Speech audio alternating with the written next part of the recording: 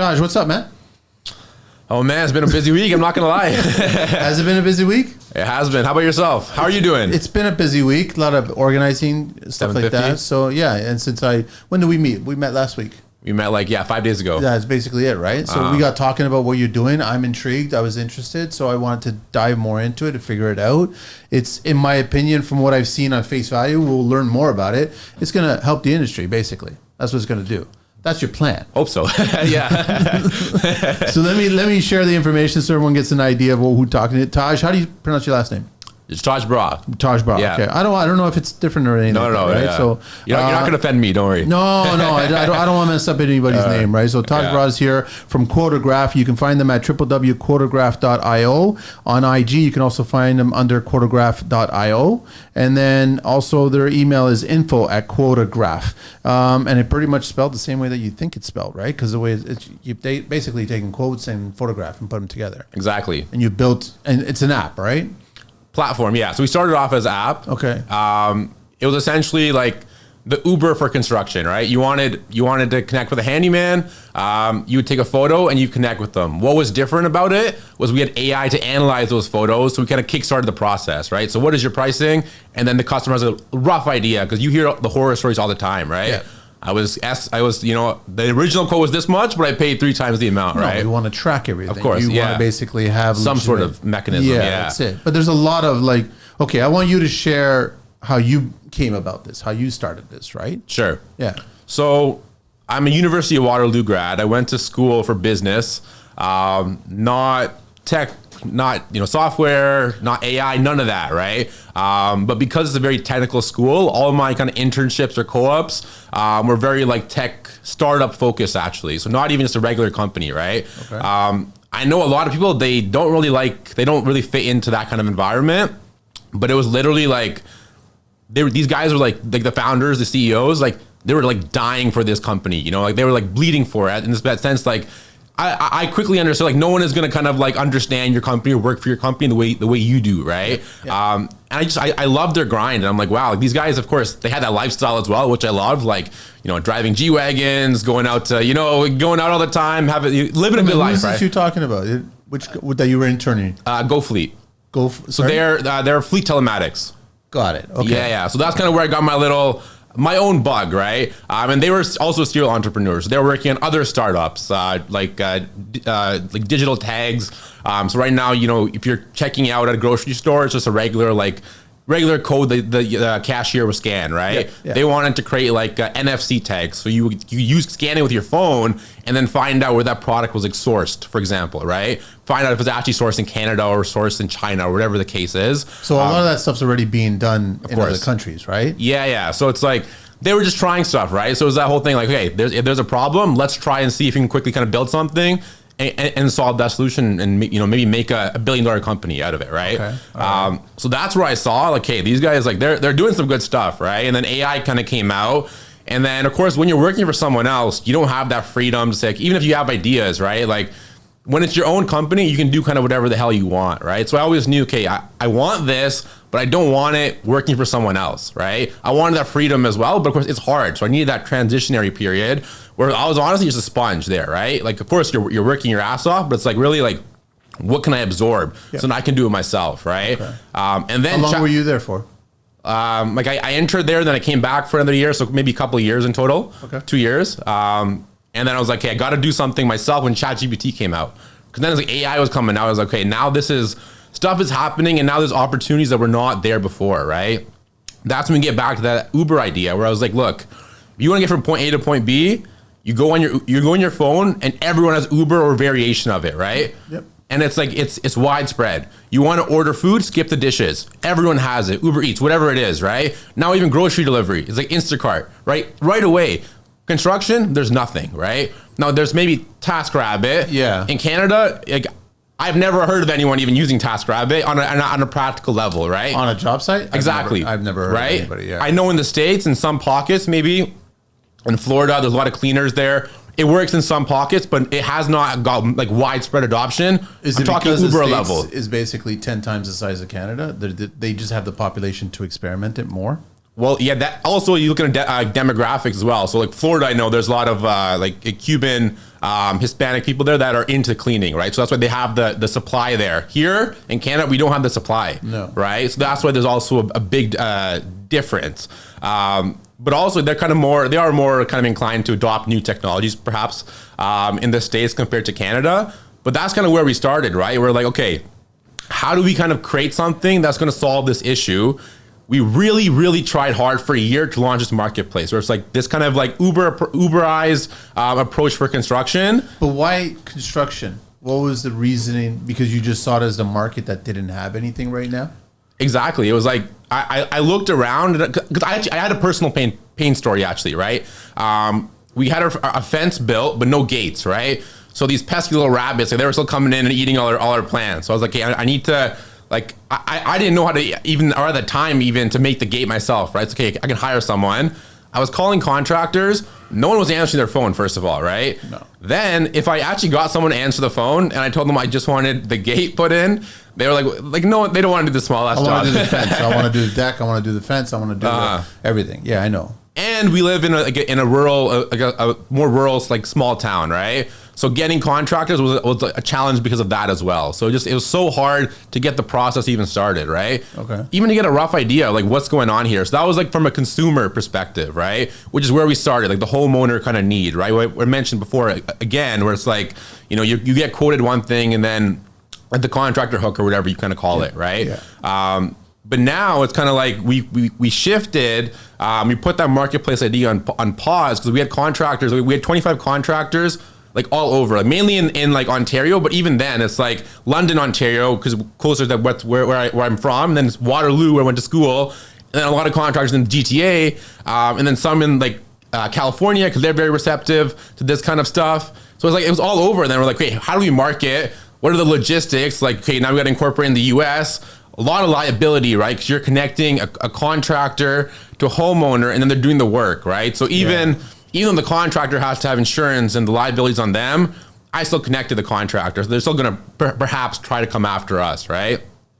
So that's where we had our pivot. We're like, hey, look, if we have this kind of technology where it's like we're analyzing photos, we're providing quotes, there's kind of two aspects here, right? Or actually even multiple. We're getting measurements, we're analyzing the photo, we're getting a description, and of course we're doing the estimating as well. Like we're applying the pricing to the estimates, right?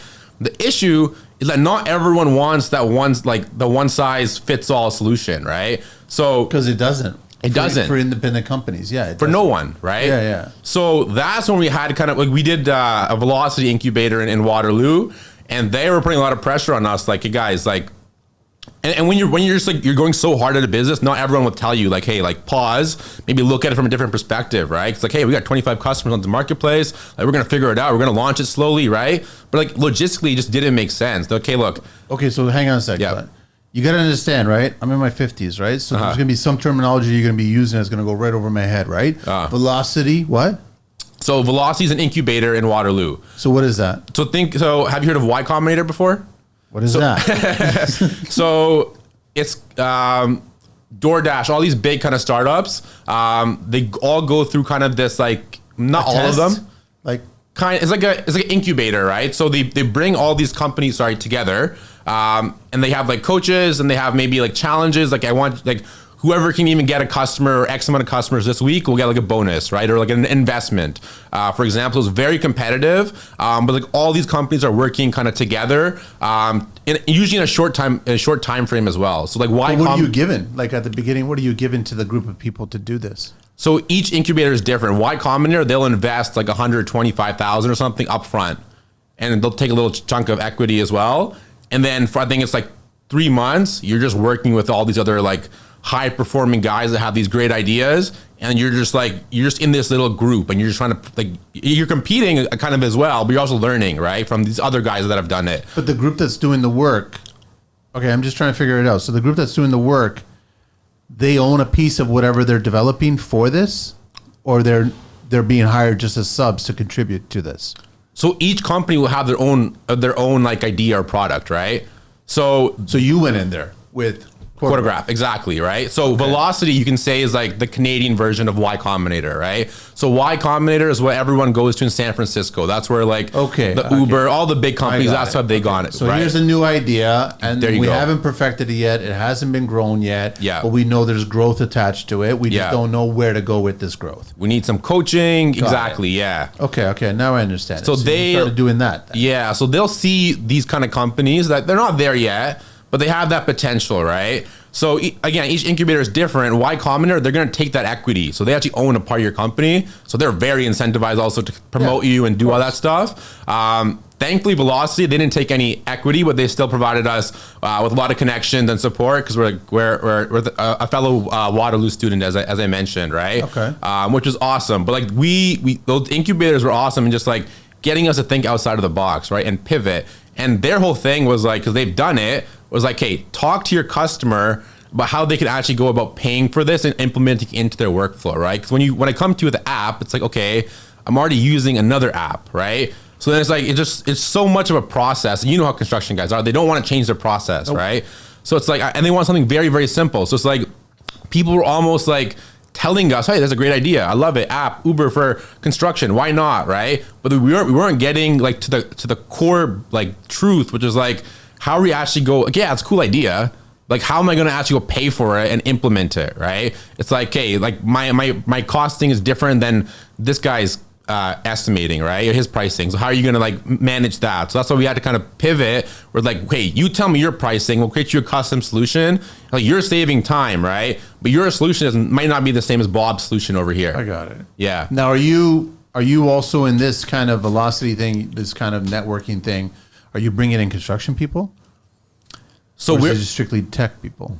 So Velocity is just tech people. Yeah. But we are in like our own kind of construction groups as well. It'll usually be like a whole bunch of contractors, and they'll invite in perhaps like one kind of tech person, right, into this group. So they'll usually have maybe like one painting company, one flooring company, like one kind of company to represent kind of each kind of sub industry. To see their pain points and exactly, right? And then referrals as well, right? So, you need lumber, right? So you're going to go to one supply guy, right? That's your guy. Everyone's going to go to, right? So we kind of just refer each other, and in construction, word of mouth is everything, right? So it's really, really helped us. Yeah. Okay. All right. So you did that. And then what came about from that? So when we actually started talking to our customers, we showed them what we had, our marketplace, right? So that's when we basically that's where we like, hey, what would you pay for? That was kind of the real question that solved everything, right? Because initially it was like, hey, they'd pay a 2% commission on any work that they do on our platform, right? But there was no sign up fee or anything. So it was like people were just signing up, right? Okay. But now it's like, okay, I have this thing, right? You think you just told me it's cool, okay? So okay, let's go implement it, and this is what it costs, right? And then there's the actual pushback, right? So that's when, for example, a large general contractor would say, okay, we already have we're doing hospitals. Like, we don't need estimates, right? Everything's kind of fixed, right? We just want to send out bids to our subcontractors. But most importantly, we have projects in all across North America, Canada, US. We want to manage all these projects, right? So if you're telling me you have technology that can analyze photos, can you analyze videos? I'm like, yes, we can, because the video is just a bunch of images, right? So when you say analyze, are you like, this is taking it to the 10th degree? It's a video or a photo. Yeah. And what Quotograph does, what exactly is it analyzing in that image or that video? So we call it construction analysis technology.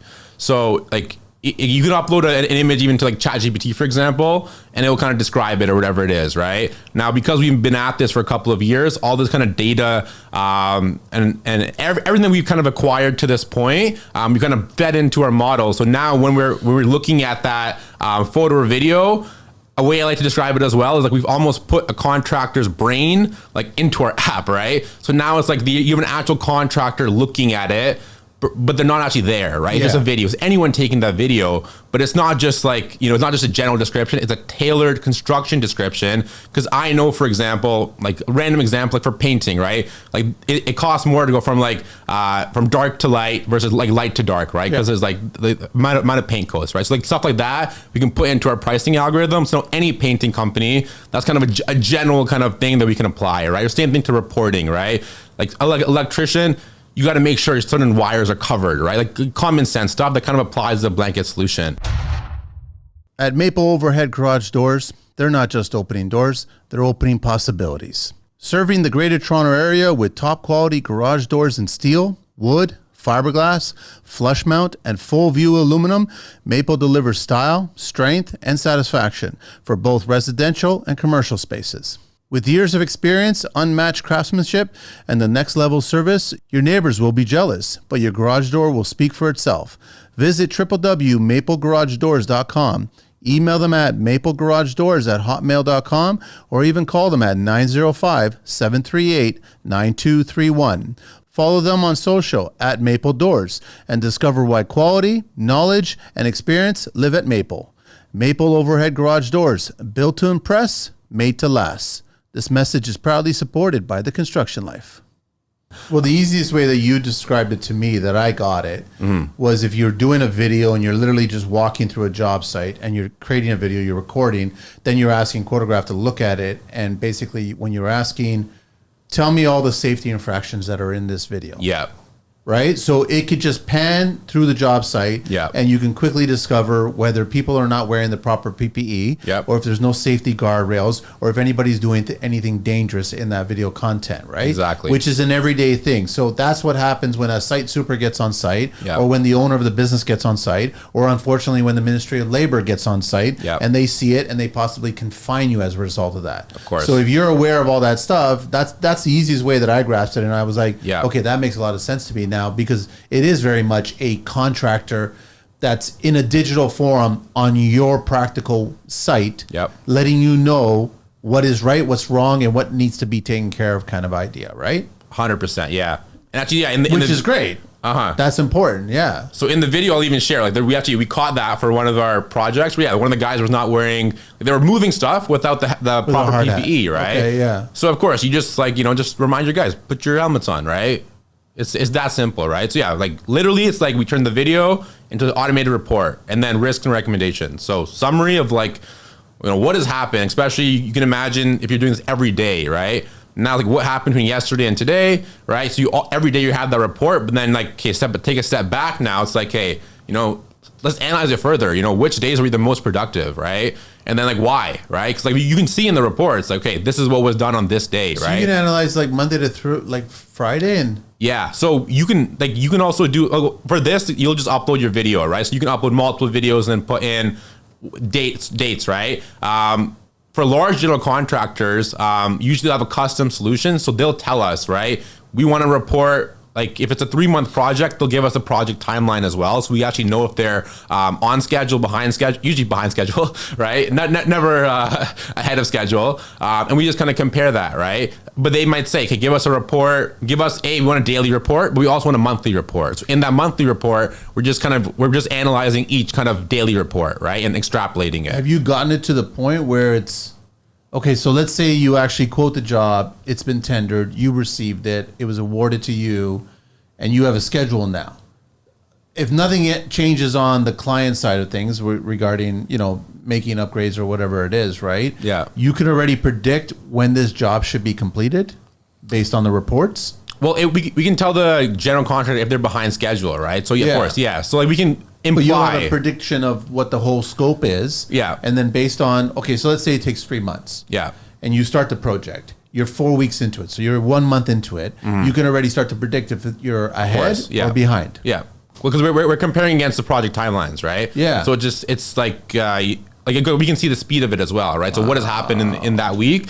But that's all that's the kind of the cherry on top, the custom stuff, right? Because we don't know your project timelines. So you just have to kind of tell us that, right? These are the project timelines. And then we'll just kind of make some very, very minor kind of modifications where it's like, hey, look, compare this video against these project timelines, right? Right now, kind of what this kind of base version, which is just anyone can just go and upload the video. It'll just give you the summary for that video, of course, right? So if you want to actually set up a whole kind of custom solution, that's next level where you just have to talk to us, right? But Quotograph will actually tell you it's the workers that are slower, or it's the actual work progress that's slower, or if it's the difficulty of the scope of work. He'll tell you what's causing the delay. the more information you give to us, the more information we can kind of give back to you guys, right? So if you say like X, like John, for example, is supposed to finish, because usually like each sub trade, whoever has their own kind of job, they have a timeline, right? and based on their experience, they've told the builder, okay, I need 5 days to complete this task. Yeah. But if all of a sudden 5 days turns into 7 days, then now Quotograph looks at it. We know right away. Right away, you find out, okay, well, John took an extra 2 days, which is going to do something with the schedule now moving forward. Everything, just everything, right? Yeah.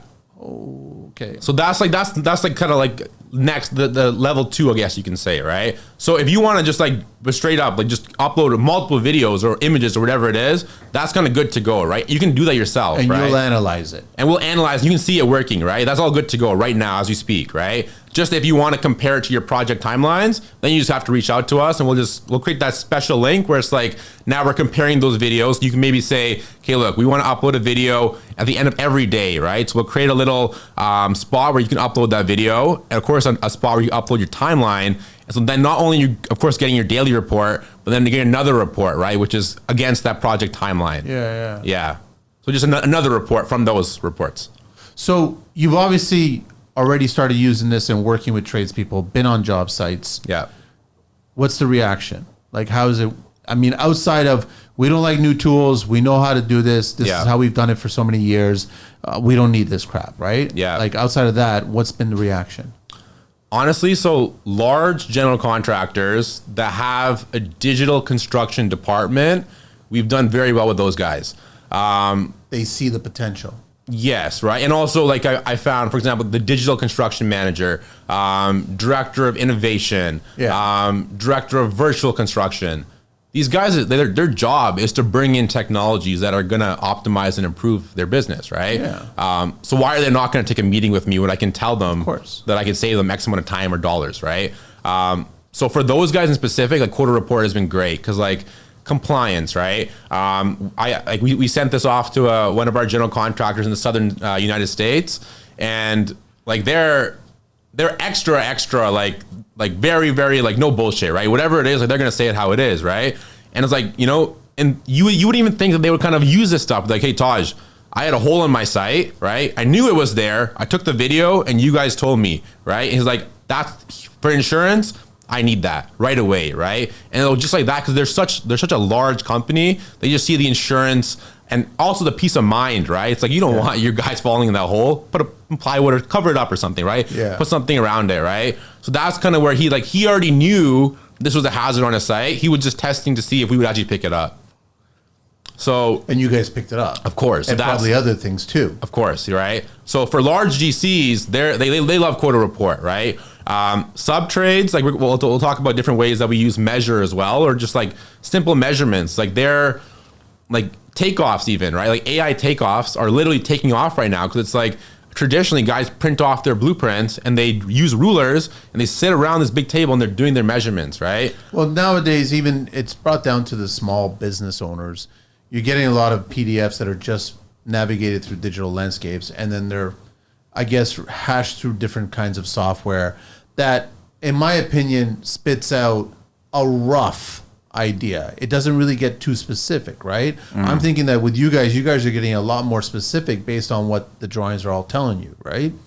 So we can exactly. We have the analysis part, right? So that's kind of where you can kind of combine stuff, right? So we have measurements, analyze it, and of course, like with you combine those two, that's how you can provide an estimate, right? So you can use multiple kind of products, so to speak, to provide kind of one comprehensive solution, if that's what you want, right? If that's not what you want, you can just get a description of what's going on in your video or photo as well. Are the larger companies, because the way I look at it this way is treat construction the same way, where it's anything that happens in Formula One eventually gets filtered down to your Honda Civic. You know what I'm saying, right? So it's the same thing with construction. So anything that the big players are doing, big players are doing, and how they're managing their job sites are still incredibly applicable to your regular 3-piece bathroom being renovated in some suburban house, right? Of course. The ideas are still there. It's just implemented differently because of the amount of workers, the amount of scope. That's all it is. That's the only difference. But you can still apply to that small business as much as you can apply to the large business. Of course, right? And we have those tiers designed for smaller guys and the enterprise guys as well, right? So Smaller guys, you just want to, you have a couple of projects, you just want to summary, maybe you just want to summarize it for your peace of mind or for insurance, right? Like have it on file, like, hey, this is actually what was completed, or just whatever the case is, right? It's like a few $100 a month. It's all about data processing, right? So you just want to process a little bit of data, kind of just try it out and then see how it is if you're smaller, right? Of course, you're enterprise and you're sending us gigabytes on gigabytes of data, we're going to charge you for it, right? Of course, yeah, it's different. But what's the number one thing that you've seen positively come back from the big players telling you that it's accomplished? Is it efficiency? Well, traditionally, some general contractors, they're doing the visual reconstruction of their sites, right? So, for example, open space. We're partnered with open space, right? So some guys using open space, they walk around their site and it's reconstructed, right? But now what happens after that reconstruction is the project manager, safety manager, owner, whoever it is sitting behind their laptop and walking through the entire site to see what has happened, right? So there's that's it. So it is reconstructed. It's great. It's step up, right? Now some guy across the world can see what has happened, right? But they're still going through it manually. So that's kind of the best feedback we've had, where it's like, hey, now our project managers, they're just so much more efficient, right? Like literally they're just spending a few minutes now to review that reconstruction versus maybe 35 minutes to literally go through everything, right? 'Cause now we're giving image context, right? So if something's wrong, we'll give you an image of it.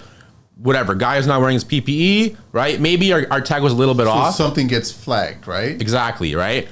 We're going to try to flag everything. Like we're not trying to be annoying. We just want to give you that peace of mind, right? There's going to be cases where I'm aware of it, but it's fine, right? Like for example, dust or debris, right? Maybe there's a lot of dust and debris, but I don't really care about it, but we might as well flag it just so you're aware of it, right? Because it is maybe a safety concern or some guy might breathe it in, right? How critical is Quotograph? I'm just trying to think of at the beginning, you inputting the drawings themselves. So that's part of the process. You have to input the digital version of the drawings. So it depends. So for Quoto Measure, we have just a simple drawing version. So yeah, you upload your drawings, you get your measurements, you can apply your pricing. We got 3D version of it as well. So that's where you upload your photos, right? Or if you really want to map out an actual site, then we have different ways that we can do that. With that's augmented reality, so you can drag and drop the measure tool, or even creating a kind of 3D model, right? That's kind of for 3D. So it kind of just depends on the use case. Where I'm going with it is that, okay, let's say you get a sub-trade that decides to move a wall by an inch or something like that. Will Quotograph catch that? In terms of if they compare the original drawings. Yeah, in the original drawings, it was the X amount. This was the measurement. This is where it was supposed to be put. And now the actual subtrade on site is built it 1 inch off for whatever reason. You can decide on whatever reason. Yeah. Will you guys catch that person did that? So you can do a side-by-side comparison. So that's not Quoto Measure. So Quoto Measure, you can upload your floor plans and just get your measurements. That would be more so like the Quoto Report part. So you upload your original floor plans, which the large general contractors are doing anyway, right? Because everything's of course mapped out. Yeah. And then we have the reconstruction on top of that, right? So there's also see it. Yeah. So it all maps up, right? So not only if it's stuff like you mentioned, like the wall is off, of course, we can apply measurements, but other stuff as well, right? So whatever, maybe you'll put into the project scope, this office needs to have an extra large window, right? And now the guy didn't make the cutout the right size. So then there you go. There's a flag. Yeah, that's what I mean. Something but Quoto Report, that's more like the bigger project management part. Yeah. Are you guys also tied into the code and bylaws? I love that you asked that question. So we're working on something right now. You know why I'm asking that, right? Of course, yeah. Because you can already find things that may be issues before even inspections, right? Yeah. And so now you start looking like an all-star on the job site, because when the inspection comes to do the report, we've taken care of it. One of the biggest pain points, of course, in construction is getting that permit approved, right? So there's so many ways to do it. So we can analyze the drawings before you submit to the city to kind of give that verification. We're going to call it Permit X. I like that. But yeah, that's kind of the idea. So there's a couple ways we can do it. We can basically you give us your plans, we'll generate the permit for you with the write-up, right? So each city, the thing is each city is different. So whatever the city wants, but right? You're going to be aware of whatever municipality that you're working with, right? Yeah. So now we're kind of coming back to that Quotograph marketplace idea, right? It's like, yes, we can do this, but now it's like, hey, which city? I'm not going to create a blanket solution for every single city, right? Yeah. Okay, so right now, like yesterday, I did a speech at the city of Kitchener. We can potentially onboard them now, right? So it's like, hey, look, and they recognize the issue because they see it, right? So, Kitchener and Burlington, like they have different bylaws. Everything is different, for example, right? So they need to tell us, what do you guys need to approve that permit, right? Now we're going to analyze the drawings, and just for starters, just give them the stamp, right? So they're still going to manually approve it. They'll have a peace of mind that we've used AI or our technology to verify everything, right? Eventually, there'll be that trust where it's like potentially fully automated, right? Upload your drawings. You don't need a human to go back and forth, right? How quick is this? In terms of like analysis? Yeah. If you pay more, we can make the analysis quicker, but it doesn't take long. So when it doesn't take long, what is that? Like a few hours, a few minutes? Minutes. So like if you do, like for example, like, and that's if you do like maybe 10, 15 minutes of video, right? Then it'll maybe take max a few minutes. Other than that, it'll usually like if you give me like a 5-minute video, it'll be like usually like 20 seconds of processing time. And it depends. If you want just measurements, right? It's quick. If you want to do a image context, of course, that's gonna take a little bit more time, right? Because we're pulling images out of the video and flagging certain stuff. So that's what I mean. We'll take up to like 20, 30 seconds. Otherwise, it's simple. Like estimates and measurements are usually like we try to keep it. Well, we say instant, right? But it might be like a couple seconds. At Royal Door and Trim Supplies Limited, they're not just delivering doors and trim; they're delivering possibilities. Proudly serving Toronto and the GTA with top quality interior doors and trim for every residential and commercial project. With 50 years of experience, expert craftsmanship, and a service that goes above and beyond, your space won't just look good, it'll feel exceptional. Visit royaldoor.ca, email them at sales@royaldoor.ca, or call them at 905-669-2954. Follow them on social at Royal_Door_LTD and discover why quality, knowledge, and experience reign at Royal. Royal Door and Trim Supplies, quality since 1975 and proudly Canadian. This message is proudly supported by the Construction Life. Do you know tracks? Yeah. The next? Uh-huh. Yeah, so they're all about the code, right? Mm-hmm. And they're actually, as far as I know, every single province and also national, and they have all that stuff put together, right? For the consumer app, right? A consumer app, yeah. Yeah. Yeah, that's what it is, right? So yeah. They were on a long, long time ago, and I know that they were still trying to upload a bunch of stuff because the code keeps on changing, right? Yeah. But they're a good resource for me whenever I need to answer a question that has anything to do with the code, right? Because they'll, other than trying to navigate all these points, they find you exactly where you need to get to, so then you bypass a bunch of stuff that you don't need to look at to get the right answer, right? So yeah, that's what we're trying to do, but even in a fully automated approach. So like let's say you have buildings in whatever city, right? So like that'd be idea. You can just submit like permits, get them pre-approved through Permit X, but then like we're trying to take the legislative route, right? So we get in with the cities, like for example, the city of Kitchener, if they mandate it or regulate it, like you guys, we want to make permits quicker, so you got to submit it to this portal first for pre-approval, right? And be like kind of a pilot, but that's kind of how we envision it. Because then it's like we're changing. We're trying to change the game here, right? We're trying to re-change how guys do permits. You are in a better process. Like it makes sense. I mean, you're going to eliminate the human factor at the city planning department. Because if you're uploading the drawings, right? And you've already scrubbed it through Quotograph to actually figure out, have we checked our, crossed our T's, dotted our I's. You submit it to that AI portal with the city. You don't need a human to send it back and to review it because it's been reviewed and everything's been either agreed or not agreed on it, right? And anything that's not correct, they would just generate a report saying these are the missing items that need to be rectified, right?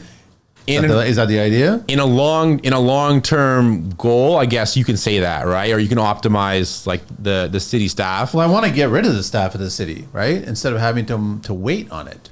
Well, I mean, it all comes down to, is the city going to allow it, right? But yes, of course, because I think a lot of guys will tell me when I tell them this idea, okay, well, the city enjoys saying no. They want to go back. They want that back and forth, right? To justify employment?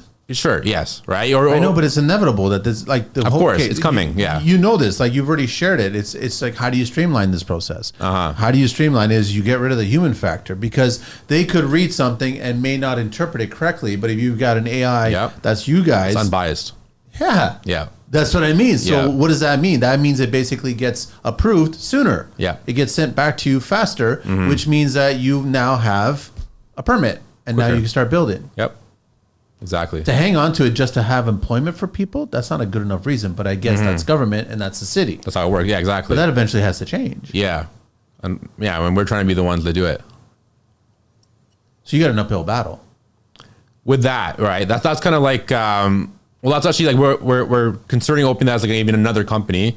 That Quotograph would kind of power, of course, with our technology, because it's a different game, it's a different industry, right? Yeah. Than even construction. It's like, so yeah, we're testing out the waters right now, right, to see kind of where it goes. But yeah, we're talking, I guess, with City Kitchener and Burlington to see where we can go, right? The whole thing is, if we get in one city and we show it working, then you're in, right? That's the whole thing. Toronto's gonna be a tough one to get in. Yeah. Olivia Chow, hit me up. Well, first of all, she won't understand it, right? So I don't know about her planning department, but it'd be a challenge. I say it's going to be a challenge because of the corruption associated with the city.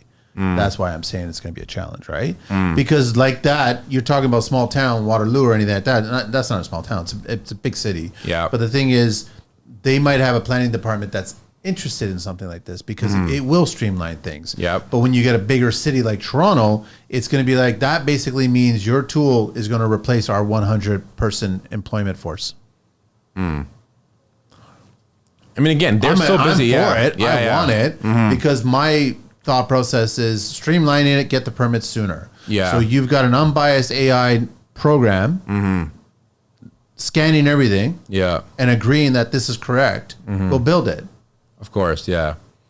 Like, I mean, I know people don't like it, right? Job loss. But like in practicality, when we implement with construction guys, they're not firing anyone, right? Yes, at the city they might have to, right? But even then, because like for these, for even like a plumbing company, for example, right? Maybe before they're printing off their blueprints, sitting around getting their guys to measure it. Now they're saving a lot of time doing it digitally, but those guys are now just on site actually working, right? They're not going to fire those guys. They're actually like, before they're just wasting their money getting those guys who are overqualified to do some simple using a ruler, right? Like they can do more than that, right? Yeah. So kind of same thing with the city. Like, if these guys are qualified, like the city is always so behind in everything. Like, you know, they can reallocate resources, right?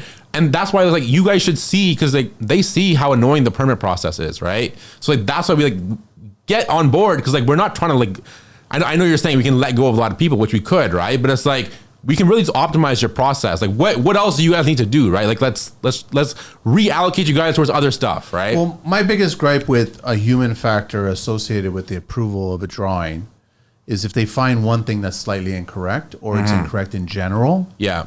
It gets pushed to a different queue. It's as simple as that. Until you contact them to ask them, where am I at in the queue? Yeah. Right? And then they tell you, they'll go, well, let me review it. And then they'll go through and then they'll see a red flag. And they're like, well, this one issue was an issue, so now we didn't move it forward.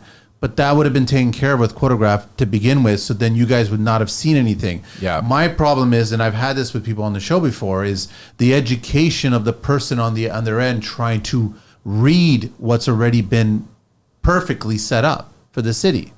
Which is what you've done. Like, this is Quotograph. This is what it's about. It's like, we've scanned it, gone over everything, and it's correct. This is correct. It's an A++ project. Yeah. Everything's all lined up. It's correct to your municipality. Yep, exactly. So we're submitting it now. But then now you got a hot shot, so to speak, employee on the city people. I don't like that. I know, like, I don't like that. I don't agree with that. And that could be a rule from an old code, or it could be a rule of a discussion code in the future. And I'm like, but that's not your job as the planner and examiner. Your job is to abide by the rules regarding the OBC. Bottom line. So if Quotograph is relying on the rules of the OBC, which we are, which you are, so you're submitting it correctly, and I don't care about your personal opinion on what you think if this drawing's correct or not. It's an interesting element, right? But that's what I mean, is I want to get rid of that. If that means I'm firing people, it doesn't bother me because it gets the project started sooner, so then the workers can get going on it. Isn't that the objective of the city planning office anyway? Of course, yeah. Oh, it's supposed to be publicly sounding, but it's not, right? Because the thing is, everybody has to, I guess, validate their employment there. But we're going to replace you with tools like this. You hear all the time. It's like, maybe you can submit maybe the same, permit to two different cities, right? But one guy's going to flag something, even if both the cities have the same bylaw, right? It's all about bias, right? Now it becomes a bias on a personal level, not a professional level. Exactly. So you need to get rid of that, and not everybody, including builders and trades, they don't know every single code. We have to do references. But if you've got something like Quotograph going, listen, it's already scanned everything. It's up to date on this. It's up to date on that. And no, this is correct. This is like, it doesn't make mistakes, right? So it should just get approved, and now we get moving on it. Exactly. So okay, that's something else. That's interesting. What do you want? Do you want to show us anything, or do you want to? Sure. Yeah. I guess we could. We talked a lot about the future. We can maybe talk about what we're doing right now as well. So Quot Report and Quot Measure. So Quot Report we already touched on. It's like basically automated summary and safety reports, right? Yeah. So I guess we can maybe start there. Just kind of give a quick rundown of what that actually looks like. Is this your office? You got a lot of sunlight. I was recording in my office, but I got a whole bunch of stuff in my back, like posters and stuff, and I was told to. Oh, you got a screen. Okay. For one, no, this is real. To go somewhere nice and record some demos. Got it. Okay. So that's why I went here. I'll show you guys exactly what Quot Report is all about. So first things first, you can log in at report.quotograph.io. Once you create an account, this is exactly what you will see. All you have to do is upload a video of your construction site, give us a little bit just to analyze it, and then boom, you have your automated summary and safety report automatically generated right for you. And then boom, like you see there, the report is generated. All you have to do is click on check report. So first things first, what are you going to see? You're going to see a beginning to end summary of exactly anything that's going on in the video. So anything that we can analyze, we'll give you a nice summary of, and then we'll give you some nice risks and recommendations to make sure that there's no hazards on site that you're not already aware of. Here you can also see some very, very severe potential risks as well. These guys are not wearing any hard hats, so I'm sure most construction companies would want to get that addressed ASAP. If you would like to improve it for any reason, we do have an improved report function as well. So maybe if you saw the PPE was missing there, maybe you want to regenerate that report with a focus on that PPE, which would of course be really amazing. Once you're done with your report though, you can export it as a PDF. This is a different project. You'll see here the concrete with some nice images and risks and recommendations. So that's Quot Report. So you're just uploading a video, and you saw. So I know we clipped this to make it even shorter, but the full video will be on YouTube. You saw the one guy who's carrying the wiring mesh by himself, so we recommended get a buddy. And of course, the PPE thing was huge, right? Yeah, guys were not wearing their helmets. So you can basically get on a site, either have your site super record a video and then upload it to Quot Report, and it'll give you this report here, and then it'll give you recommendations on what needs to be done. You can, or let's say you're using open space, you're already using it, just send us just talk with us. We can set up a custom integration. You'll just send us the 360 images. Same thing, you're already doing the walkthrough, and we'll create you the same report. So you don't even need to do video, you could just do imagery. If you have open space is 360 imagery, but or you can do a series of imagery. Video is usually the easiest, but if you have that set up, we can do that as well. Wow. Okay. So this is so that's a report. So you can spit out a PDF report of everything that the video that Quot Report saw, and now you gotta obviously So we've sped this up, and now you can do that like once a week kind of thing. Wrap it up at the start of the week or the beginning of the week. You decide as a builder. You start whatever you want. Yeah, I mean if you're a big GC and you're doing a lot of fixtures are coming in, maybe you're doing a scan 2 times a day, right? Or even 3, right? Like, morning, lunch, and before you go home, right? A smaller sub-trade, if they want to keep track, maybe it's once every even few days, right? So you can get a site super videotape, sub-trades doing work, upload the video, and within a few minutes, that site super will get a report. That report could be sent to the sub-trades. Yep. Guys, issues here. Yep. Whatever it is, whether they're building it or PPE or whatever it is, right? Yep.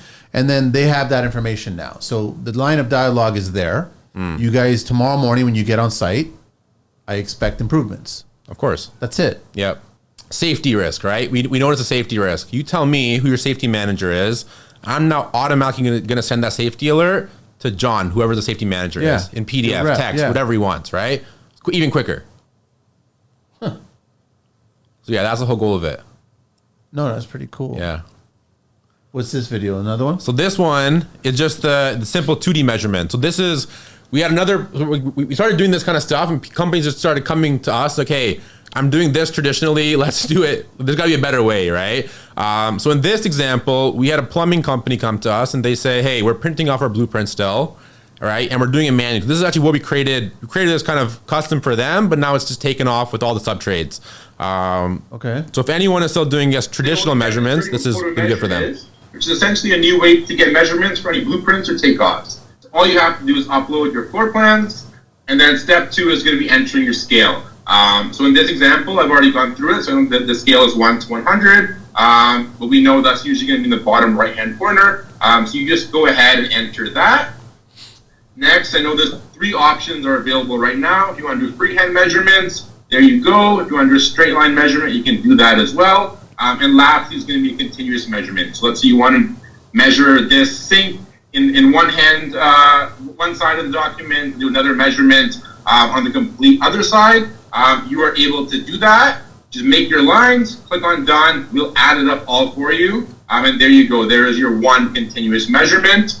That is literally how simple Photo Measure is. We're also releasing a fully automated version within the next month. So instead of you even having to highlight your sink or your tub or anything even in the legend, you would just be able to select that, and we would do the auto detection for you to save you guys even more and more time, because we know how valuable time is. So if you guys are interested in that fully automated approach, just keep an eye out for those growth and enterprise tiers. But if you are interested in just trying out Photo Measure, please go to measure.quotograph.io and start your subscription.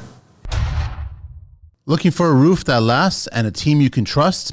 Call Homestar Roofing, your local family-run roofing experts. From shingles to cedar, slate to metal, flat roofs to skylights, they do it all. Residential or commercial, big or small, need roof repairs, consulting, soffit, fascia, gutters, or eavesdrops? They've got you covered, literally. With affordable pricing and a reputation for quality, Homestar Roofing is building roofs and building trust, one project at a time. Visit them on social at homestar_roofing, or visit them online, www.homestarroofing.ca, or even call them at 647-380-0625 for your free quote today. That's homestarroofing.ca, where your roof is their reputation. This message is proudly supported by the Construction Life. So you got a free trial, right? So you can do, if you use the code TCL50, so for Quot Report, we're doing 50% off for 3 months on all subscriptions, and then Quoto Measure 50% off on all sign-up fees as well. So I can upload the drawings. Yep. I've got the PDF. Yep. And now through Quota Report or Quota Measures, this is Quota Measures. This is Quota Measure, yeah. This is very simple. You want your measurements for floor plans. Yeah, so basically you can get a sub-tray, whether it's plumber, electrician, what have you. Yeah. And you could already figure out what your roofs are going to be, like that quickly. Don't print them off. Yeah, you get sent a PDF. Don't print them off. No, don't print it off. Basically, now you can just do it and go, and all of a sudden you've just now line marked everything. Yeah. And you guys have given me all my lengths that I need for this particular project.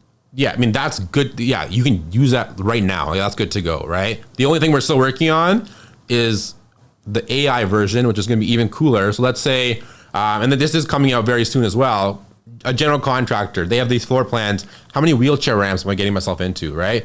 You know, what is the, hey, heating lines, water lines, gas lines, right? These are 3 lines that I want to know, right? If I select it, can you auto detect it for me, right? Based on the 2D drawings. Exactly. Instead of me even having to do those digital measurements. When's that coming? We're aiming for June 1st. Holy cow. Yeah. So we're just there's one company that's doing it so far, and the AI takeoffs that I'm aware of. That's actually like I guess good. A lot of companies are trying it, right?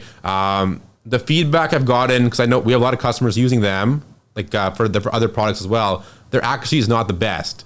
They're off. Yeah, like for example, if you want to know your doors, like they're high, like. They can only do straight lines. So anything circular, they're not detecting properly. Even for the straight lines, like even for doors, like or walls, like they're missing a lot of stuff. So the accuracy is just not there.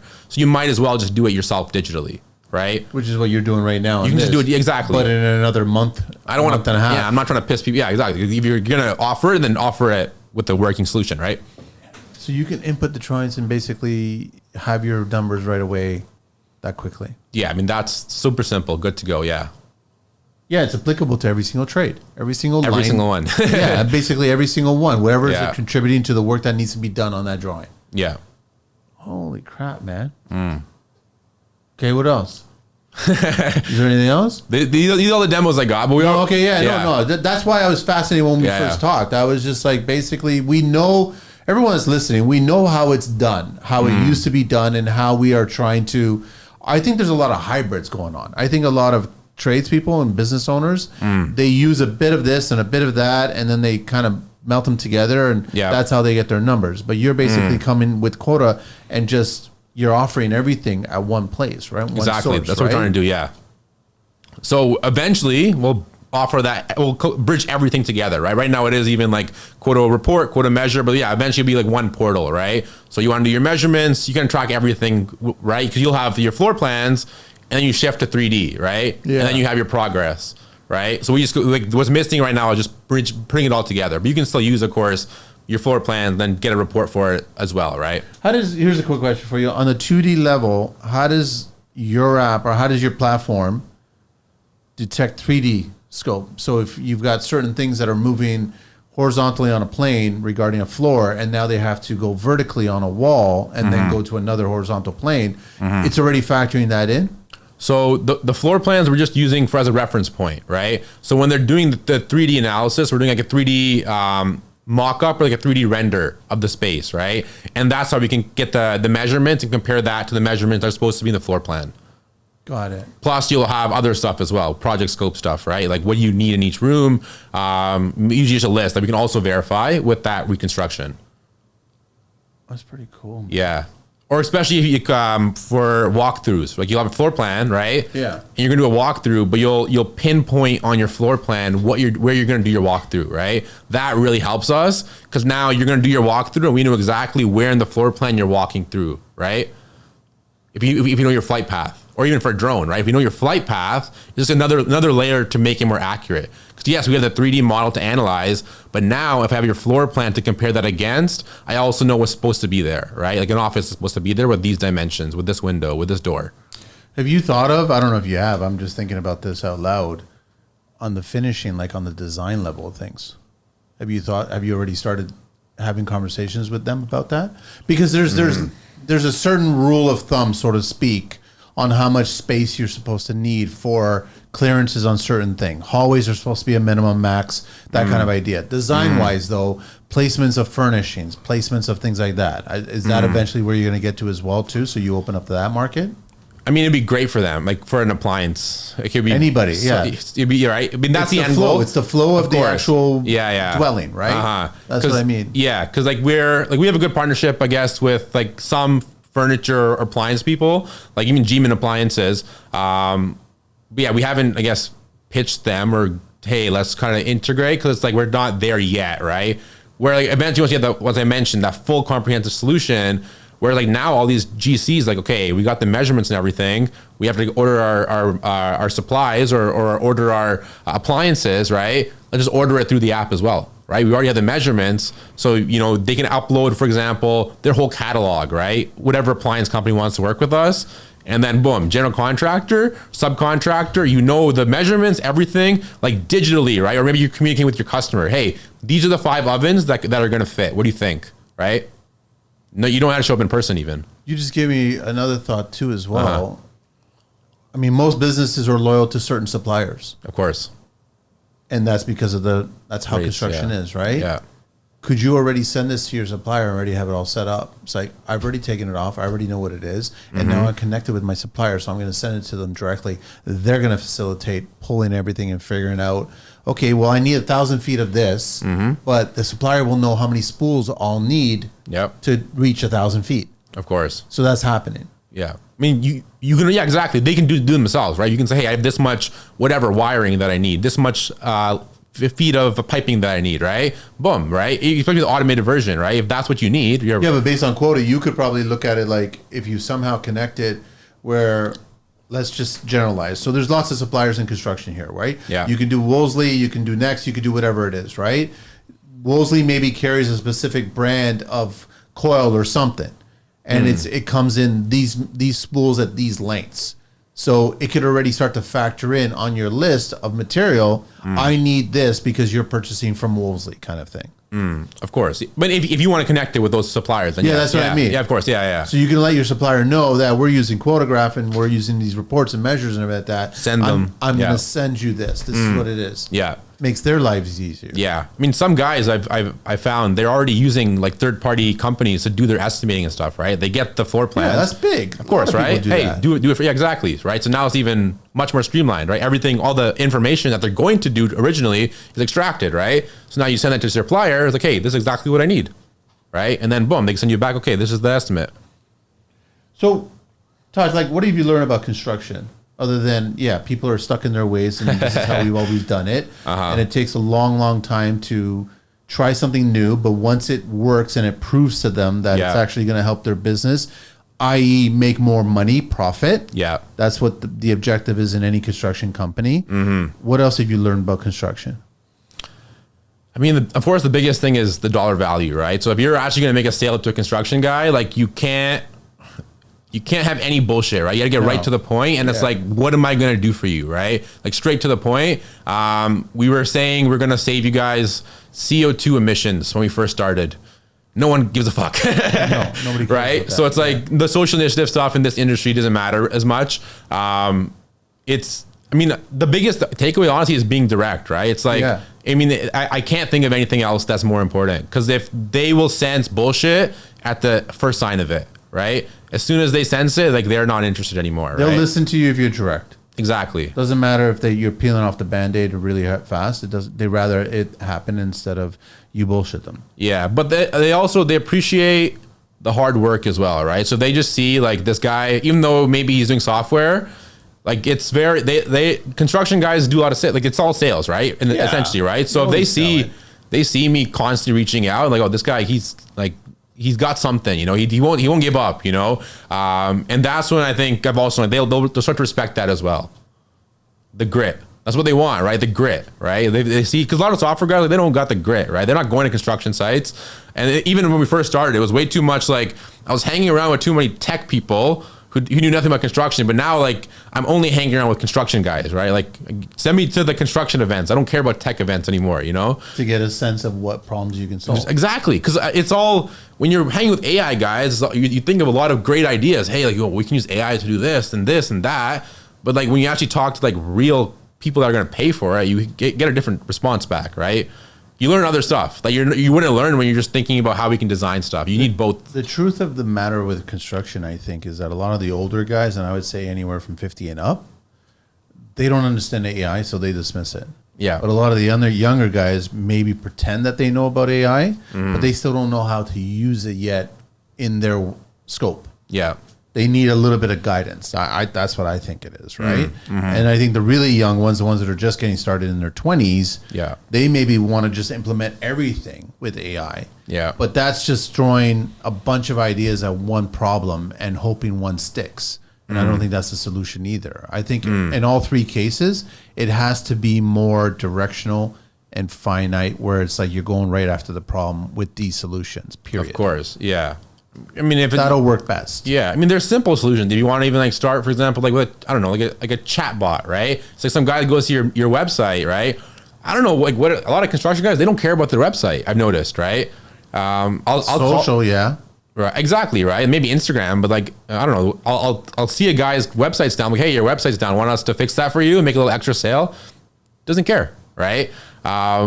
So even like if they want to, if they care about it, if you're missing out on sales, so if I want a fence built and I can't call you and I can't go to your website, I'm not going to give you my money, right? So if you had a website with even maybe a chat bot that said, hey, just upload a photo and I'll get back to you, right?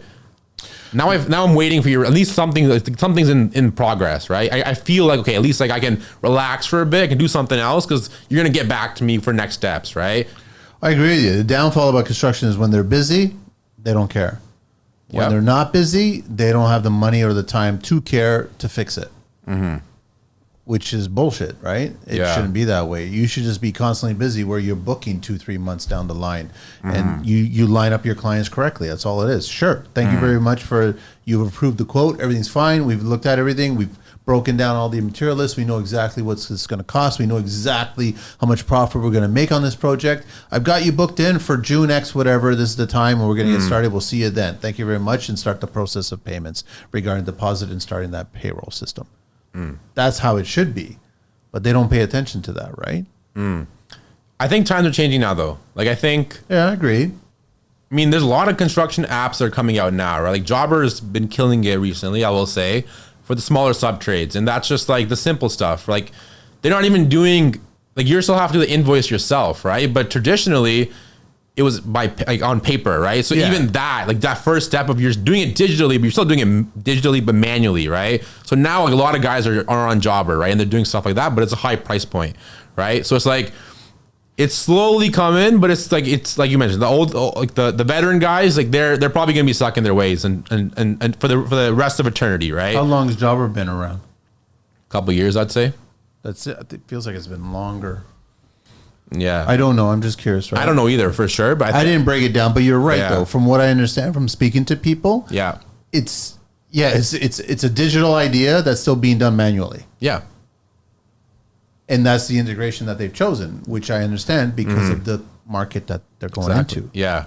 You don't want to scare the shit out of certain people, right? But then you'll find those unicorns. I've had older guys in their 60s who are like, listen, I'm listening to the young guys. Yeah. I'm listening. I'm trying to figure out. Oh, yeah. I get these kind of words, these phrases that come up that are associated with AI, right? And then I start paying attention to it, and then I'll look it up. And it's really refreshing to hear 60-plus-year-old tradespeople actually speak to me and talk to other people going, yeah, I was on chat the other day, and I was like typing in this and checking out that. So I'm like, great.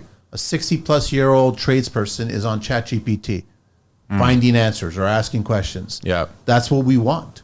We don't want just the young generation doing that. We want the old generation doing it too. And the reason that they do that is because they want to be competitive. They can only last so long with just handshakes and referrals personally. They need to start getting other businesses. Also, I think that they're also paying attention to what's my business going to be like when I leave it. Does it get shut down, or does it get it handed down to somebody else? Or does somebody else find it? And I'm going to assume with this, you lay it out, man. It's all laid out. Like someone is intrinsic, like that's attracted to buying your business. If they discover that you're laying out your business this way, they're going to want to buy it because it's set up. Versus some business that's not set up and it's all handshaking. It's the person that just sold it. Yep. That's not going to survive, right? Scalable, yeah. It's 100% scalable, right? Yeah, yeah. Stop being chained to your construction company. That's what Revelate delivers to contractors like you who are trying to figure out AI and automations. I hear it all the time with guys I talk to, and it sounds like they spend way more time on things that waste money. Here's how Revelate does it. They study your business, they build custom AI software and automation tech to fit your process. They train you and your staff so you can save 50% of your time on the stuff that slows you and your projects down. You got into the trades to build things, not to be buried under endless admin work and broken systems.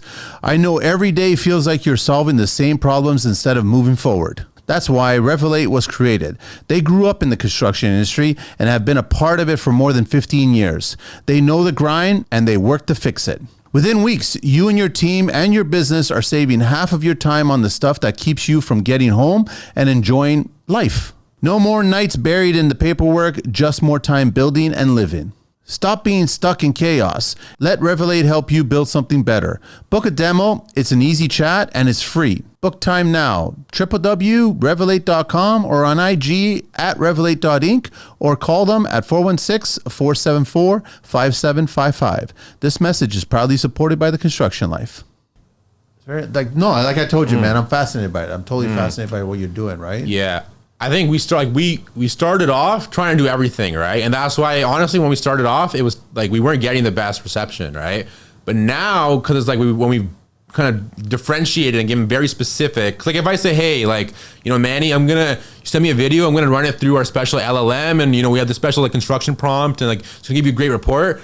You don't care, right? But if I say, Manny, he's not wearing his helmet, he's not wearing his PPE. I know. Just give me a video, and I can tell you that, right? No, but I'm still on LLM. Exactly. What is that? A large language model. Okay. That's what I mean, right? So, but I'm not the only one. A lot of people, and it just goes over their head, right? Exactly. But they know that they need these tools because I go back to it's going to make them money. Mm-hmm. That's all they care about. I don't care who you are in the construction or any business owner. It's about making money. Yeah. Making money means you're surviving. Simple as that, right? So if you can make more money, be efficient, work half the hours, who's not going to take that pie, right? Everybody wants that shit. I mean, traffic here is so bad. Like, I don't know who wants to go just drive for fun, right? Or maybe like who wants to go give an estimate and then it doesn't close, right? Like no one likes that feeling, right? Or if like you can give your customers a rough idea, right? Like there's so many ways to kind of optimize, right? Because sometimes the guys they want a rough idea and then they're just searching for prices. They're not actually serious about the project, right? Could you ask Quota? Okay, let's say you bid, you organized a dozen jobs. You were fortunate enough to get these leads and they came in and they're good sized jobs. They could be small, medium, whatever. It doesn't matter, right? Could you ask it, tell me how to input this for the schedule? Which one should be first? Which one should be last? And how can we work that with the geographic targeting regarding our congestion of traffic in the Greater Toronto area? Is that a possibility? We can 100% build that. It's not built right now, but yeah, if you have all those jobs, because some guys like they'll operate where maybe like I'm only going to estimate in Burlington on Monday, Tuesday, right? They do that. I've had guys who are like, listen, my radius is 20 kilometers, and this is my epicenter. I'm only doing work here. But if you got a job and it's an attractive job, let's say in the East End, then you secured another job that's in probably well north of the city, and then you got another one that's well west. If there's a way that you can schedule it a certain way with your subtrades and everybody know, go, listen, we're going to start here, and we're going to work our way all the way to these other jobs, and now we're efficient for everybody. All the trades, not just the business owners. We're efficient for everybody. Yeah. That's attractive, I think, man. Yeah. No, we built it into the marketplace idea, because that was going to be the whole goal, right? The contractors getting all these projects coming in. It's like, hey, now you got to route. What's your route to do it, right? So we have built it, but again, the marketplace is not live right now, right? So if a contractor does want it, they can still use it, but it'll be on whatever, like their own system, right? Like their own landing page, their own app. Okay, what else you want to share? I don't know, man. I want to learn about your 750. So you've 750 shows. Technically, we passed it already, but I just had to organize it and put it all together, right? And then we're going to have a good bunch of people. Over 100 people are going to be there. And we're going to talk about the industry. I was strategic enough to attract older guys to come as a guest panel. And then I'm going to float around in the audience. And I'm going to invite anybody to ask a question or share a comment, whatever. And with our recent election that we just had, I think a lot of people from what I've spoken to, because as soon as it happened, I had a lot of people DM me, text me, talk to me. And it's as if I have answers. I'm like, I don't have the answers. I'm just like, I'm sharing my opinion. But what I like about the panel is, not without, like, I don't want to point fingers like that. There's going to be a perspective of both sides. Okay. So it's like some are for, some are against. They think what recently happened is positive. Others think it's negative. But what I do like is that the panel has survived 2 other really bad recessions in the past.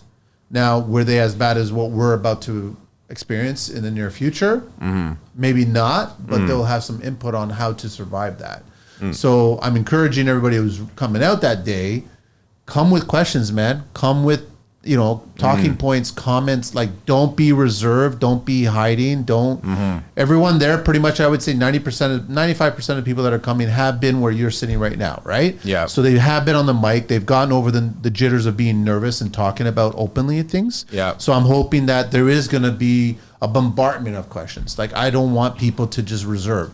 I'm like, listen, you got a few hours here with a bunch of people that this doesn't happen all that often, first of all. Of course. Not a lot of people create events like this because it is an undertaking to do it to begin with. And what I honestly think, from what I look at the list, I think there's a reflection of every single tradesperson that's in the industry right now. Whether you're a builder, a big builder, small builder, whether you're any of the trades in general, you're going to be interested in being in that group. And then everyone's going to have their name tags in there. Everyone's going to know who's who if you haven't seen them on the show.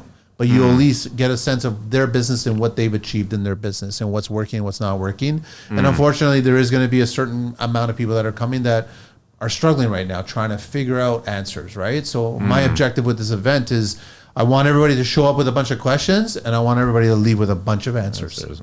Far more answers than questions. Yeah. That's the objective there, right? And hopefully that happens, right? And there'll be food, the good food, and it's gonna be fun. And I'm gonna encourage everybody to be the social, butterfly that we so much hate. But I think I want it to be extremely a positive experience, right, for everybody. So that's what's happening there, right? You're going to be there. We're going to talk about it as well, too. Yeah, of course. Everyone will have some questions and answers from there. But at least they'll listen to this show after that event happens, right? And then they can at least get more information from you that way. And that's why we just email you and give it a try at that point, right? Of course, yeah. I really wanted to ask. Yeah, you're so vocal about it on Instagram and everything. So I wanted to ask you, what are your opinions on everything going on right now? We just had an election.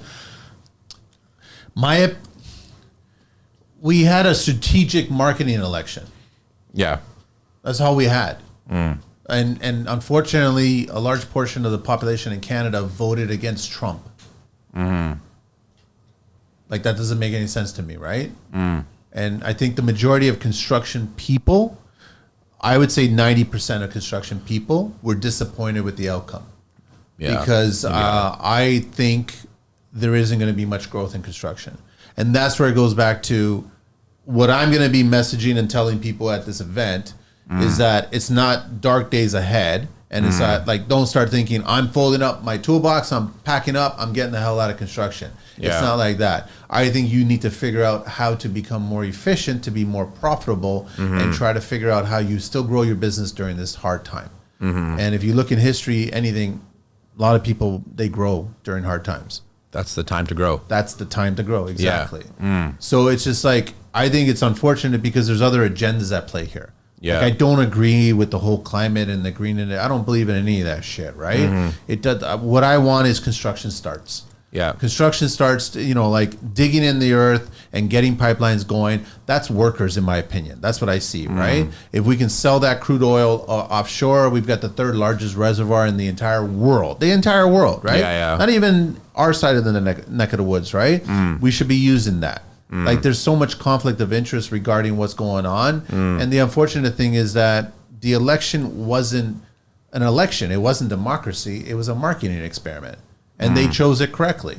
Right? They used the bad guy to sell a lot of people. And the problem is that, like, it was pretty clear. I mean, like, when the U.S. put their tariffs on, everybody was like, let's buy Canadian, right? Yeah. But you were still walking into, China, Canadian Tire, and all the products are from China. You're still going to Amazon, you're buying all the products there, they're all from China. Yeah. So, but then all of a sudden, the very next month, China puts tariffs that are 4 times as much as what Trump did. But nobody ever spoke out about those tariffs. It's a marketing machine at that point, right? So if you really want to support Canadian, then it should be homegrown Canadian, right? And then homegrown Canadian workers building Canadian products. Well, that also means digging in the ground.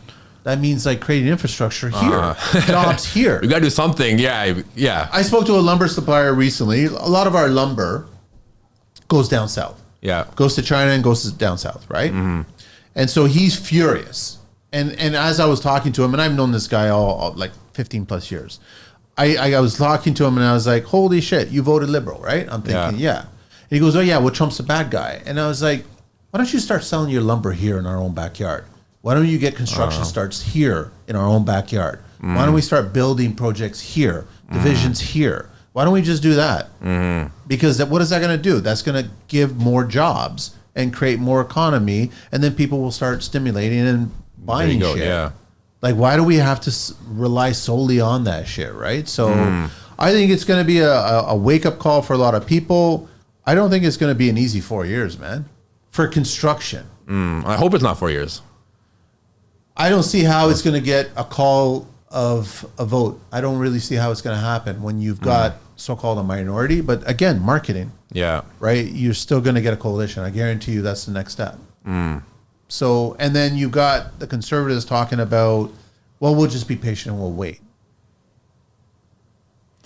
Yeah, I mean, Doug Ford didn't support Pierre. There's got to be some healing within the Conservative Party first, you know? Yeah, well, Doug Ford is not a conservative, right? That's just how it is. Doug Ford is an individual for himself.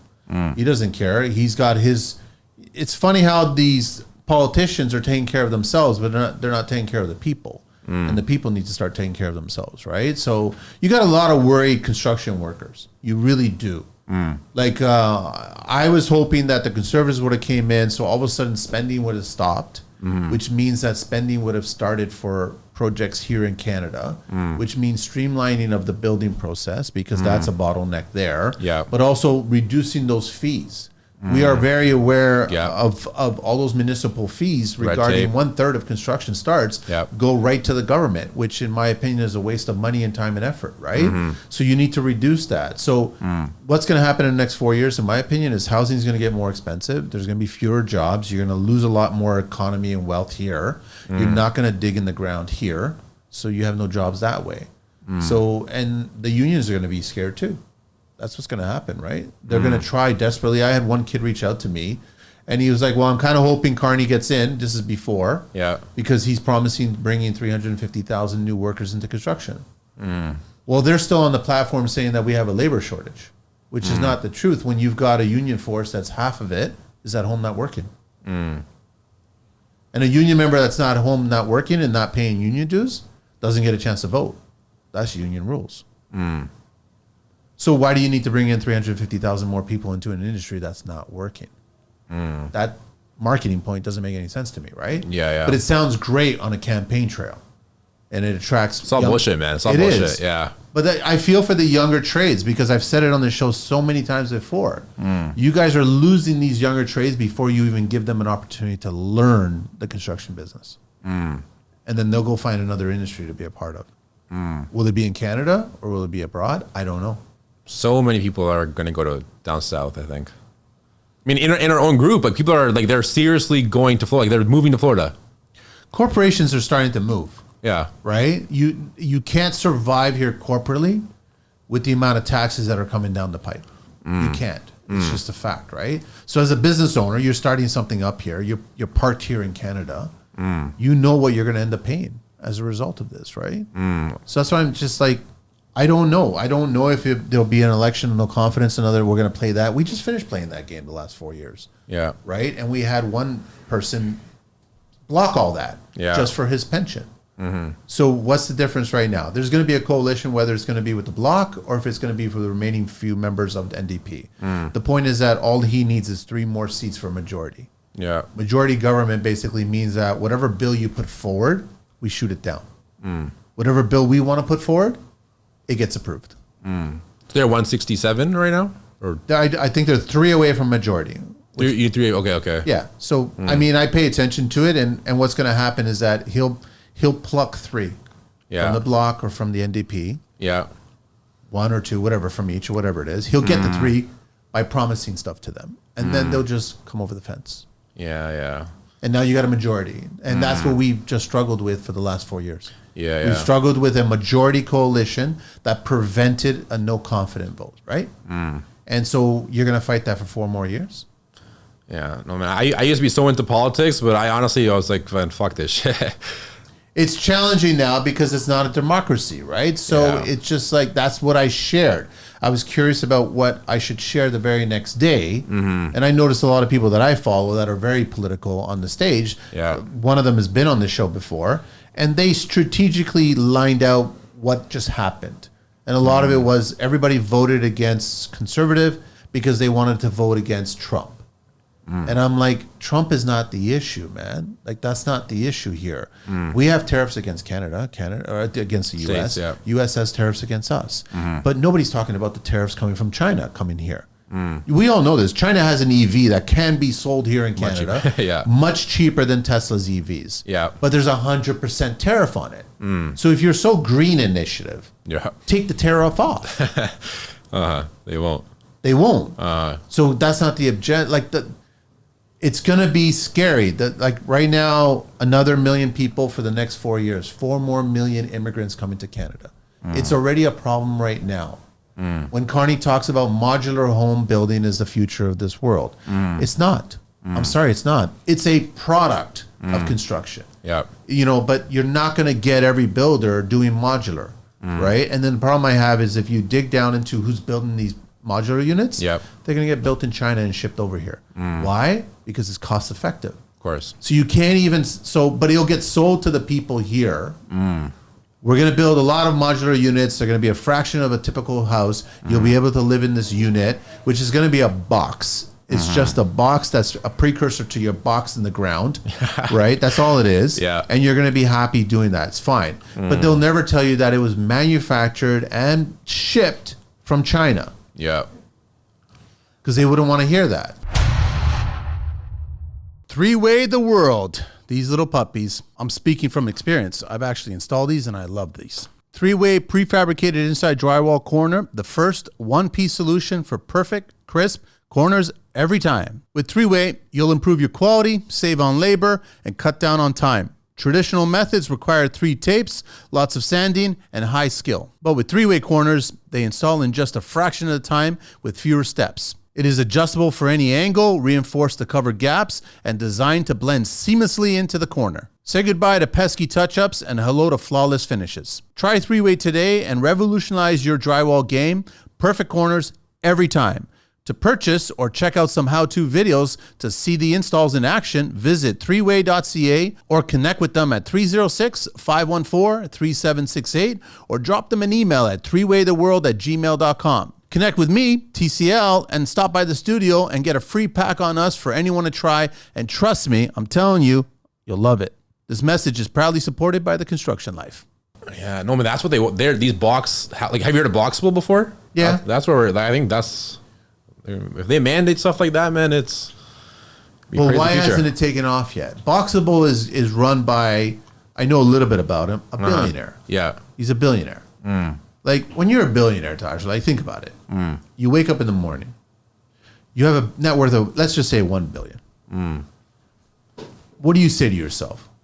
Let me fuck around with this. Yeah. I'm going to create these boxable units that I can unfold on site. Right? I get it. Why hasn't it exploded? Like, I get... The problem is that homes, cars, everything that's being built, we talked about appliances, all this other shit. I had someone share me a meme. He's like, I want to buy a washer that's not Bluetooth connected and has regular knobs on it. Right? I think there's going to be a rebellion where we want these simple products. There's reasons why I share certain things on my feed where it's like I shared the car door of a 70s car and the caption was, "This weighs heavier than your whole car today." Because of what's inside that car door, right? And it's a roll down turning window, you know, maybe it has an ashtray or some shit like that. Yeah. You're going to get a bunch of people who want the simplicity of that shit, right? They don't want to put on a VR system and then you pretend that you're cycling in the Alps or some shit and you got your exercise because your heart rate was elevated because you virtually were in there. Yeah. They're going to want realism now, right? It's just like our government doesn't even allow us to grow our own vegetables in our backyard. They're trying to stop that shit. Yeah. Right? Like I don't understand all these things. Like it's a contradiction. Yeah. And even his book is a contradiction. He says a lot of certain things and I don't trust anybody who takes yacht trips or private plane trips telling the mass people to not travel anymore. Yeah. Or not go away anymore. Like, I don't trust anybody like that, right? Yeah, of course. So that's our leader, right? And our leader, if you want to see his resume, look at London right now. Look at the UK right now. It's not in good shape. Don't want to be there. It's not in good shape. I've got a good friend who's coming here to the event, Clifford. He's a super nice guy. He's been on the show 3 times, and he just got back. And so he's excited about coming back. He's been swamp busy. And all of a sudden I was like, yeah, we got a lot to catch up, man. I want to talk to you a little bit, right? So he was just there. And I know the media doesn't report that shit, right? So I mean, the event's really about, we want to give these tradespeople some viable hope. Yeah, but as a tradesperson, like for example, for me, I can start selling my tech to Europe, to the state, wherever. It doesn't matter, right? Yeah. For a trades guy, it's hard to just pick up everything and just relocate down south somewhere, Sub trades is not that hard. If you're part of the top 3, you can go almost anywhere in the world and you can get certified pretty quickly and then start working in that neighborhood. If you're a builder, if you're fine-tuned, finished carpenter, things like that, it's a lot more challenging. When you've built your roots here, and then most of these trades that are going to be there at the event, they all have families, they all have young ones, right? Yeah. So it's like uprooting them and going someplace else. The question becomes, where are you going to go? UK is not an attractive place to go to right now. There's lots of shit going around all of the European cities right now. Is the US a good place to be? I mean, like, you got people saying that US is going to explode. And I was like, I don't think it's going to explode. I think Trump is just taking care of his own backyard. That's all he's doing, right? He's creating jobs. Factories are coming back into America. Sure, the products are going to cost more money. Yeah. But start accepting that, man. If you want cheap stuff, then move to China. Yeah. Everything's there, right? I get that China's in the future. They're probably 20, 30, 40 years into the future with their whole system and how they built things and stuff. Yeah. And they're massively building certain projects. Like I just saw about a bridge, the biggest bridge ever, the longest bridge, highest bridge ever, right? Great. Do they treat people really well? But they get shit done. It gets shit done, but they treat people really fucking badly, right? So, but the problem is that they just make more people. That's the problem. They've got so many people, and if one complains, they'll just make another one. Yeah, factories. Like a lot of factories over there. That's how it is. But I mean, is that the life that you want? That's not human nature. That's not what we are. Like, it's like you came up with this idea because you were sparked by something. You saw something and you started designing this shit. But if you were being controlled and stifled, then you wouldn't have come up with this idea. Of course, you're a robot. You would have been contributing to all the other ideas at their initiatives, right? So, Liam LeBur, who's been on the show, he did an interesting video today. He just shared how Canada became. America became because they fought. They fought for their independence, right? And it was a horrible fight, and they got it, right? They didn't want the British there. They kicked them out, right? Yeah. Canada wasn't like that. Canada was a series of negotiations between the Royal and British Commonwealth, and that's it. They just, okay, well, this is Canada now. That's what the rules are. Simple as that. So we never fought for it. And since then, we've never fought for it. But Canada's fought strongly and proudly in both major wars. But those people are all gone now that did that. And their grandkids or their kids are here from that, right? And so I don't know. Like, is there going to be a fight? Depends on how much more we're going to take, right? Like when they start talking about primary residence capital gains tax, that's dangerous, man. Like when they feel that boomers have too much house because they were fortunate enough to buy a house in the 60s or 70s, and it's a 3,000 square foot house and it's got a value of maybe $2 million now. The government thinks that that's too much house for empty nesters. Yeah. It should be downsized somehow, right? So these modular units, like someone sent me a report from Quebec though, multi-parenting going on now. And I'm trying to figure out what the fuck that is. What does that even mean? Yeah. 2 fathers for 1 kid, 1 mother. And you're just multi-generational parenting together now.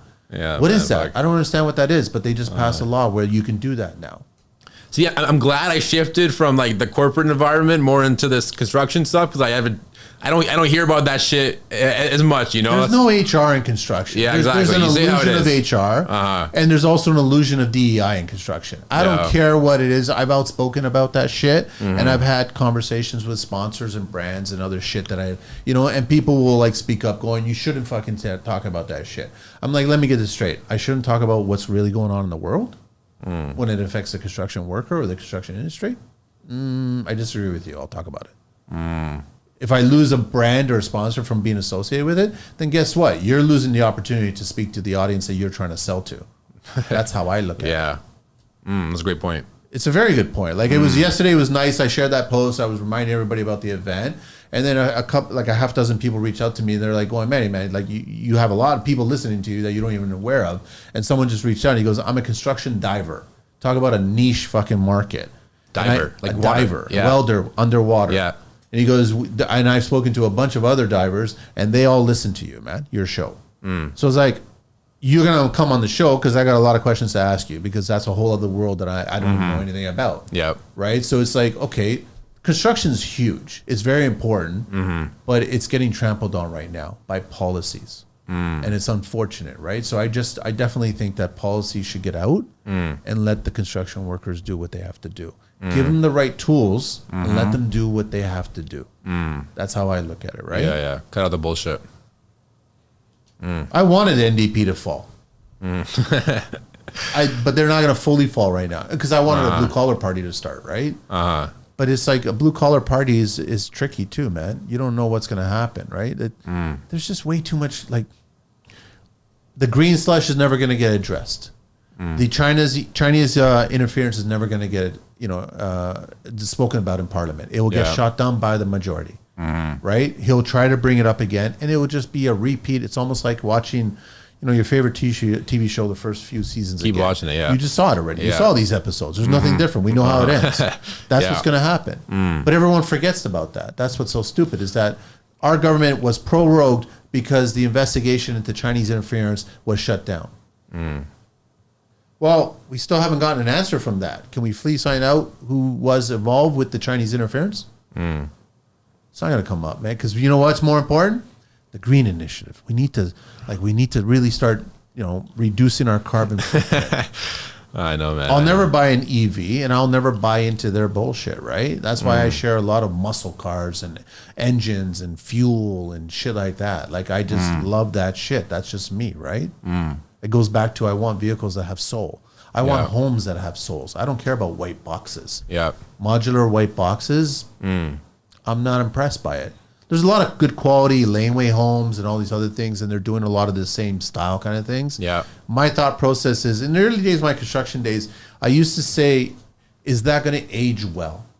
And what I meant by that is that if you want to do that trend, or if you want to go down this path, you want to build this certain way, is that going to age well in the next decade? Is it going to be something that you're going to hate in the next decade? Because it's not going to feel like a home. It's not going to feel cozy and comfy. Like, I prefer, a home is supposed to be cozy and comfy and a little worn out, nicks in here and there. Yeah, it's supposed to have memories of your family, your pets, or your friends, like get-togethers, spilled wine, stains. That's cozy, comfortable. So when you start making this medicinal-looking box for everybody, I look at it and I'm going, that's not going to age well. So Kind of dystopian, no? Is that what they want? Sure. But it's not what I want. I don't want to be a part of that shit, right? So Yeah. I don't know. This show sometimes just veers off into different directions. I know. But I appreciate it. I like the question that you asked me, man. Yeah, no, I was curious. No, I'm looking forward to it. It's going to be fun. You're going to be there. We'll get you to do a little talk and let people know, and then you can patch into and show some of this information as well, too, because I want people to just generate a bunch of questions and ask you, right? Of course. Bring a bunch of cards or whatever. Yeah, I got some way to don't worry. scan them and do that, right? So I got to get to the 12 questions with you. Sure. Quotograph, you can reach them at www.quotograph.io, and .com wasn't available. No, it wasn't, but .io is more text. We'll go the tech Makes route. sense. Yeah. Makes sense, yeah. IG, quotograph.io, and then info@quotograph.io as well. And then also, when you guys are interested, if you want to give it a try, you'll get TCL 50. Yep. TCL 50, you'll get 50% off for the first 3 months. 3 months of Quot Report, and then 50% off the sign-up fees for Quota Measure as well. For Quota Measures, man. No, I love what you're doing, man. Do that. I appreciate it. I thank you so much for bringing me on. I know not all you guys like us software dudes, but you gotta because we get bombarded by it. Of That's course, the problem, I know. Right? So Yeah, you just gotta. I like that I'm able to somehow weed it out a tiny bit, right? So then, like, you reached out, we sat down, we talked, and I told you right up straight front, boom, I'm interested, right? Yeah. I've had other people come in here and give me the spiel, and I was like, you lost me. No, so you kept my attention, which is great, man. Okay, ready? A person you would trade places with for a day. Elon Musk. Yeah, that would be an interesting one. I think he's been shared a few times. Guilty pleasure. Chocolate. Any particular? Dark chocolate. What is your least favorite tool? Measuring tape. Do it digitally instead. I still don't trust digital measuring tapes, though. No. I mean digitally. I know there, I know what you're talking about. Yeah, I don't trust. But I those remember either. when they all came out, and I yeah. was still pulling out a regular measuring tape. It's like this. Like just look at the fucking line. It's right there. Yeah. I know. Biggest risk you ever took? This company. Best compliment you ever got? I don't give up. What is your favorite beverage? Iced coffee. Espresso shots, actually. How many do you have a day? Way too many. Whatever fails to make you laugh. I